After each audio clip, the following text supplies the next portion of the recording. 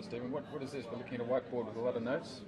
Yeah, what I've tried to do here is identify the distinction between groups and networks, because a lot of what people are representing as network learning or online learning focuses on groups, but I believe that what online learning brings us looks more like networks. And so I've tried to characterize the major differences between them. And there are four major elements on each side. In a group will have group unity, there'll be coordination, it'll be closed in some way, there'll be a boundary between members and non-members, and it'll be distributed.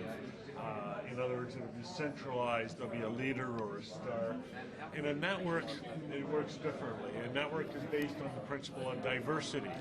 The people in a network are not coordinated, but rather they're autonomous. Membership in a network, and that I mean not just joining but contributing, is open rather than closed. There are no walls in a network. A network consists of bridges rather than walls. And then finally, the nature of information flow in a network is connective, or it's based on the connections between the members rather than some sort of flow of information from an authority to the receivers. So that's the overall picture. And the reason why I needed to do this is because when I talk about online learning, I'm talking about network. And I wanted this nice, easy way of drawing the contrast between what I have to say about online learning and what various other people have.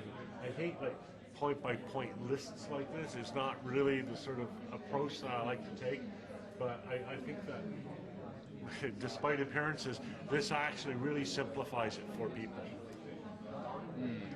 So then what you put is the key points, like what you just said, sub-points to it. Now what's the red? The intention of the red is to point to the technology that enables either groups or networks. So if we look up at groups, the dominant technology of groups are things like television, radio, newspapers, books, these kind of broadcast media. The whole sort of idea where the content is static and delivered from a central source to an audience. Whereas, by contrast, the technology of a network might be talking or the telephone or personal email, and you know, these are things where it's not a broadcast one-to-many. It's very often a person-to-person sort of technology. And so the technologies along each of those are characterized by these features. Like technology that coordinates, like a corporate website or an intranet or a portal, as opposed to technology that allows people to be individuals, like a personal homepage or a blog. Technology that creates classes like learning management system, learning object metadata, standards, values, as opposed to technology that empowers or liberates, such as a personal learning environment, portfolio, self-directed learning systems. Technology that closes off or creates barriers such as passwords or enterprise systems, copyrights, patents, as opposed to technologies that create openness, that bridge things like Creative Commons, GPL, identity, personal identity. Technology that is central to receivers. Like I've put in podcast and vodcast because these are very centralized technologies, which is probably why teachers like them so much.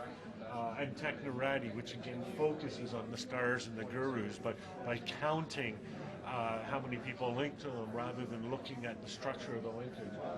As compared to technology that is connected, that creates conversations, and podcasts might still work there. Blogline certainly does work, and I can probably draw some other things. I would put social networking in the connected, and I just haven't put it in the diagram yet. Where does rich and poor? You put rich and poor close to distributive. Now, tell just what's that? Well,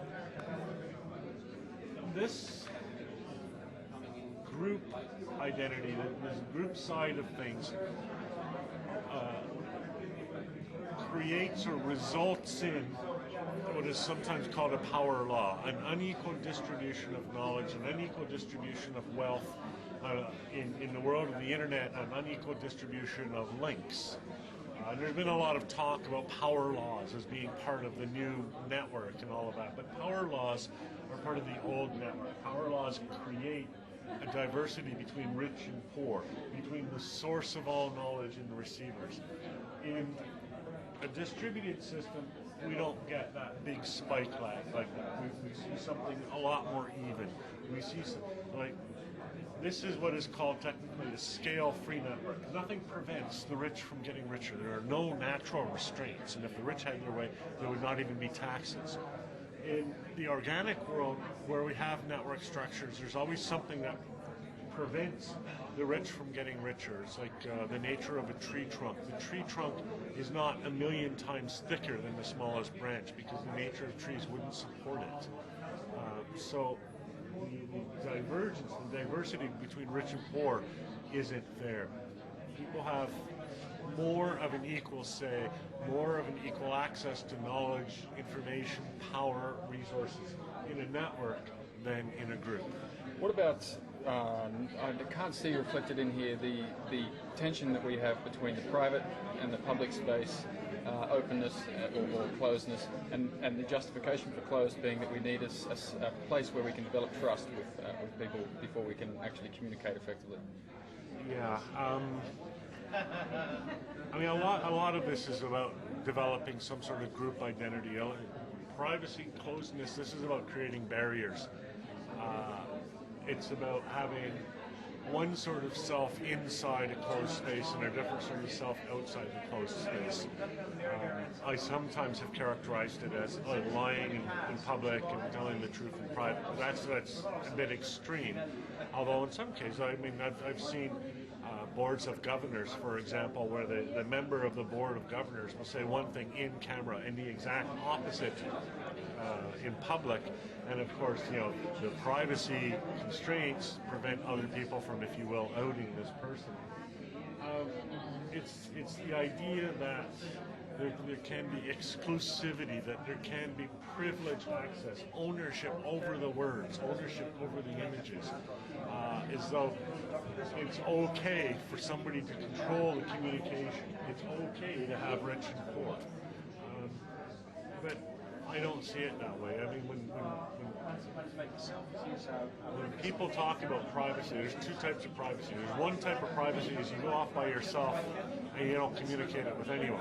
And that's a perfectly legitimate sort of privacy. I do that every time I go to the bathroom. Right? There's another type of privacy where you do something in public and then try to prevent anybody from acting on it or joining it. It'd be like if I went to the, I won't use that example, but you know, if I did something in public and then tried to say, oh, I didn't mean that, you can't use this word, you can't use this image. Now I'm trying to project my power onto you because I did something in public that was really a private behavior.